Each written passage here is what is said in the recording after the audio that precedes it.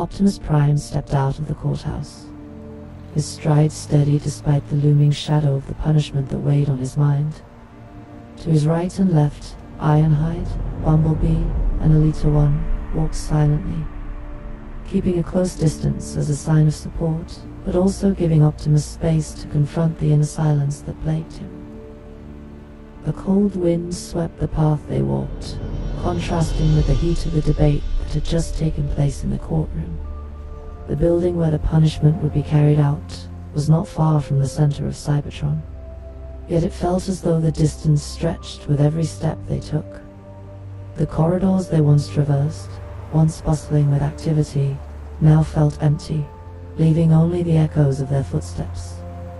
Bumblebee occasionally glanced at Optimus, hoping for a sign from their leader that could reassure them all there was still hope. But Optimus' face remained unreadable, full of determination yet burdened with an immense weight. Elite One, walking on the other side, occasionally squeezed her hands, resisting the urge to speak. She knew that at moments like this, words no longer held any place. Ironhide, ever loyal and steadfast, led the way, his sharp eyes fixed on the building that grew nearer. "We will not abandon you," he thought, though he knew Optimus was already aware. As they arrived before the large buildings surrounded by guards, the atmosphere became even more oppressive. Inside, the decision of the Cybertronian Council would be executed. Exile without a defined end. The doors to the building opened, greeting them with a chilling coldness. The building where the punishment would be decided loomed tall in the heart of Cybertron, surrounded by metal walls that gleamed coldly under the dim light. The atmosphere was so oppressive it felt as though every corner exhaled a sense of void. The structure was rigid and imposing, with massive pillars standing like silent sentinels, ready to witness the fate of a great leader. Inside, the main hall was vast, yet it felt claustrophobic due to the tension hanging in the air.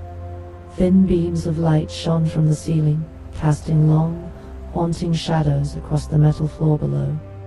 Ahead, the Cybertronian Council stood in a row. Their faces were stiff and cold, as if doubt no longer existed in their minds. Zeta Prime stood at the center, his gaze firm, while to his left, Megatron appeared with a veiled, thin smile, full of victory. In the corner of the room, other Decepticons whispered in the shadows, waiting for the moment they had long desired. Before the council stood the executioner, a large and emotionless figure, his body equipped with dangerous hardware and weapons, ready to carry out the sentence of exile that had been decided. Silence dominated the room, broken only by the occasional hum of the executioner's devices, reminding everyone that this critical moment was drawing nearer. However, in the distance, there was movement. Outside the building, 3 figures could be seen running swiftly, cutting through the deserted streets toward the structure. It was Ratchet, Jazz, and Miyase. With labored breaths and hearts racing, we hurried to the place where Optimus and his loyal companions stood at the brink of their fate. I could see Optimus from afar, and unconsciously quickened my pace. Fear and hope mixed in my chest because I knew, no matter what happened, we would not let Optimus face this punishment alone. The closer we got, the heavier the atmosphere felt. The room seemed like a soulless pit, ready to swallow Optimus into an exile that would be long and unending. Yet deep inside, I knew we had to try. There had to be a way to change this dark fate. In the execution chamber, the atmosphere grew colder and more oppressive. In the center of the vast, empty room stood a large pod chamber, the very device that would be used to carry out the sentence of exile. The pod was made of gleaming black metal, surrounded by thick cables and softly hissing cooling systems, emanating an unavoidable aura of a machine indifferent to the fate of whoever entered it. The chamber was connected to a towering launcher above, calibrated to propel the pod at 350 times the speed of light. This was not merely a transport device. It was a machine designed to hurl someone into the unreachable emptiness of the universe, flinging them far beyond the edge of the galaxy, to a place where no one could ever find them. Mechanical sounds and the hum of the launch preparations filled the air, making each passing second feel heavier.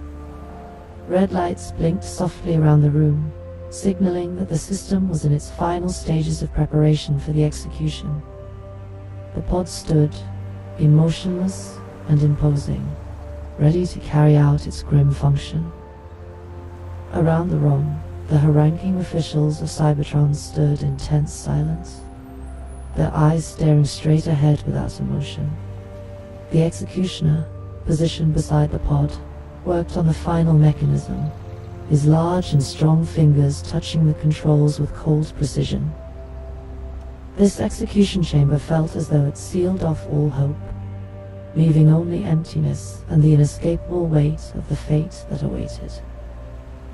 Optimus Prime stood tall in front of the pod, his gaze unwavering as he faced a cold metal chamber that would soon carry him away from everything he knew and loved. With deliberate, steady steps, he entered the pod, bending his large frame to fit within the tight confines that would soon launch him into the endless void.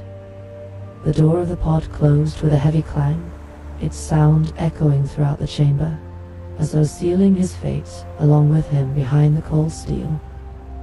Outside the pod, the executioner stood motionless by the main controls. His body, massive and devoid of emotion, was outfitted with weapons and hardware that knew only duty and orders. His thick fingers moved with mechanical calmness, touching the buttons on the launch console with precision. Every step in the procedure was executed without hesitation, without feeling, only awaiting the final command. The room fell into a heavy silence. Everyone present seemed to hold their breath, as if time itself had frozen. The executioners stood ready, waiting for the order that would begin Optimus' indefinite exile. The pod within the chamber began to hum, vibrating softly as the massive engines behind it roared to life, preparing to hurl Optimus Prime far away from Cybertron.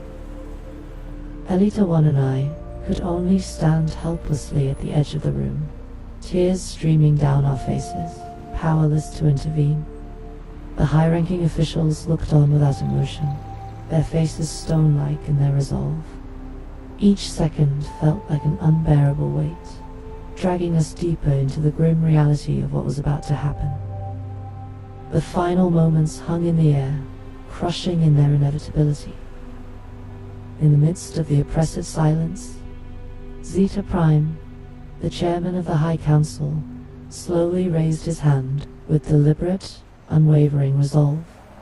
His gaze was cold, signaling that the order he was about to give could no longer be delayed. Commence the execution. His voice echoed throughout the chamber, marking the moment of the inevitable. Without hesitation, the executioner swiftly pressed the button on the main console. Instantly, the room trembled as the massive engines connected to the pod roared to life at full power. Red lights began flashing rapidly, warning that the launch sequence had been initiated. The hum of machinery grew louder, filling the air with a rumble that reverberated off the metal walls. Inside the pod, Optimus sat in silence. There was no fear in his eyes, only a calm acceptance of the fate that had been thrust upon him. Though his heart was heavy, he remained resolute, just as the leader we had always known. The leader who sacrificed everything for the safety of Cybertron. With a thunderous blast, the pod detached from the chamber and shot into space at incredible speed. A bright blue light flared as the launcher propelled it forward, hurling Optimus deep into the vast galaxy, disappearing from sight. It all happened so quickly, yet in that moment, time seemed to slow, stretching every second into an eternity. Alita, the others, and I could only watch as tears streamed down our faces, unable to hold back our grief. It felt as if a part of us had been cast away with that pod, our leader, our hope, vanishing slowly into the darkness. The execution chamber fell silent once more, as if marking the end of everything. But in our hearts, we knew this wasn't the end. Though Optimus had been exiled, his spirit would never leave those of us who remained loyal. Yet, for now, all we could feel was the profound emptiness and the unspeakable sadness that engulfed us. In the distance, Megatron stood in the shadows, a thin smile creeping across his face. The Decepticons had won this round, at least for now.